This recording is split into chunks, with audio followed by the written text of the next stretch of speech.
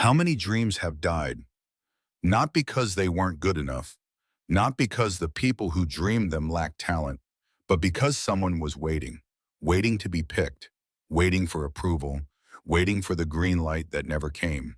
Sound familiar? Maybe you've had an idea, a passion, a calling deep in your gut. You felt it stir, it lit you up, but you didn't move because somewhere deep down you were waiting for someone to say, "Go ahead, it's your turn." But we all do it. We wait for a boss to recognize our potential, a parent to say, "I'm proud of you," a friend to support our crazy idea, or even the perfect timing to somehow fall into our laps. But here's the cold truth, that green light, it's not coming, not in the way you think. See, we've been trained from the beginning to seek permission. In school, you raise your hand to speak. At work, you wait for promotion. In life, you check boxes, follow timelines, and wait your turn. But life isn't a classroom. There are no more hand raisers, no more hall passes. If you keep waiting, life will just keep passing. And what does that waiting cost you? Opportunities slip away. Talents go unused. You stay stuck in jobs you hate, in relationships that drain you, and in routines that kill your spirit slowly. You watch others leap forward and think, they must have had help. They must have gotten the go-ahead. But the truth is, they just stopped waiting. And you? You're still sitting there, holding your brilliance in your hands, wondering if it's okay to use it. Let me ask you something. What are you still waiting for permission for? Is it to start that business? To walk away from something that's hurting you? To write the book? To go back to school? To speak up? To be fully, unapologetically you? Because here's what most people never tell you. No one is coming, no magical signal, no universal thumbs up, just silence and the echo of your own hesitation. And if you don't make a move, regret will. It will move into your heart. It will build a home in your mind. And one day you'll look back and realize that everything you could have been got buried in the waiting. So I ask you again, what are you still waiting for? Because whatever that thing is, the only permission slip that matters is the one you write yourself. Which brings us to the real question. If no one else can give you the green light, then where does real permission come from? Let's strip this all the way down. Where does real permission come from? Not your parents, not your teacher, not your boss, not even society. Permission comes from one place and one place only. You. I know that sounds simple, almost too simple, but truth rarely wears a fancy coat. The deepest power you'll ever tap into is the one that whispers, "You are enough. You can go. You have what it takes." That whisper isn't coming from the outside. It's coming from within, from your fire, your hunger, your why. But here's the catch. Most people don't listen to that voice. They bury it. They drown it out with doubt, fear, and other people's opinions. They think someone else has to tell them they're ready, someone with a title, a degree, a platform. But hear me when I say this. Nobody knows your readiness better than you. Nobody feels your calling the way you do.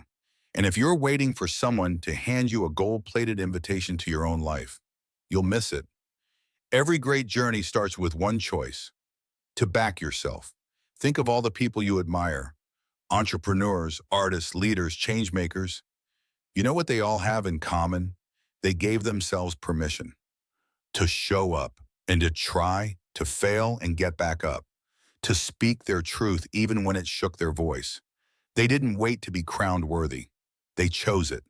The truth is, waiting for permission is a comfortable lie. It protects us from rejection, from failure, because if we don't start, we can't mess up, right? But greatness doesn't live in comfort. It lives in courage, in risk, in owning your voice even when it trembles. You don't need more degrees, more likes, more followers. You need more belief, more action, more inner yes. So the real question isn't, can I? It's, will I? Will you say yes to yourself? Will you stop waiting for someone else to allow you to live? Because if permission comes from you, what exactly is stopping you from giving it to yourself? Right now, let's talk about that. Let's talk about what it means to act on that permission. Let's talk about now. Let's be honest. Most people don't fail because they lack a dream. They fail because they never take the first step.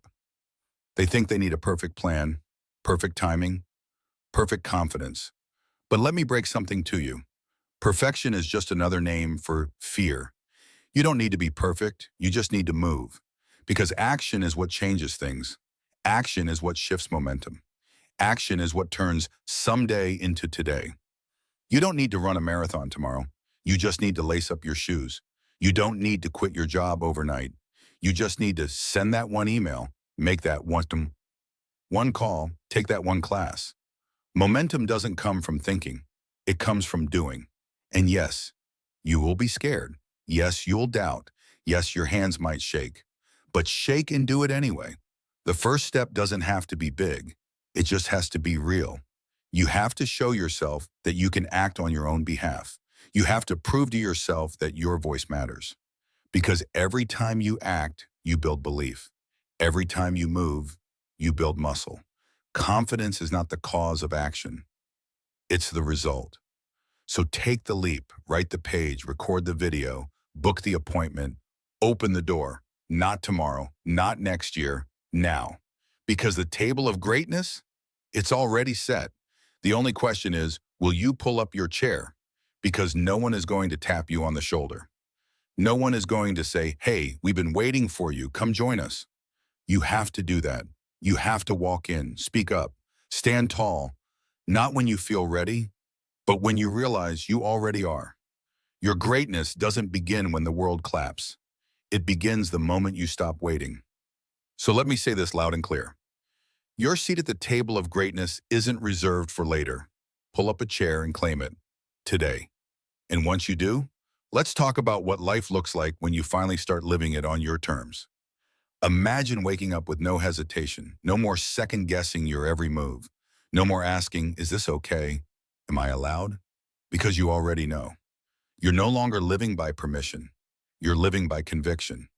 There's a power that comes when you finally decide to stop asking, to study shrinking, to stop explaining your worth. Living in your greatness doesn't mean you're loud. It doesn't mean you're famous. It means you are whole. It means your decisions come from purpose, not pressure. Your path comes from truth, not trends. You own your story. You walk in your truth. You build your life from the inside out. Will people question you? Of course. Will fear still knock on your door? Yes. But now you answer from strength. You speak from knowing. Because when you stop waiting for permission, you become unstoppable. You create, you serve, you inspire, not because you were handed power, but because you claimed it. This is the unauthorized life, the life built on courage, not approval. This is what happens when you stop seeking validation and start living vision. No more waiting, no more asking, just doing, being, becoming. So if you're still sitting there, wondering if this moment is the one, it is. This is your sign. This is your spark. This is your call to rise, to speak, to move, and more than anything, to believe, because your greatness doesn't start tomorrow. Your greatness begins now.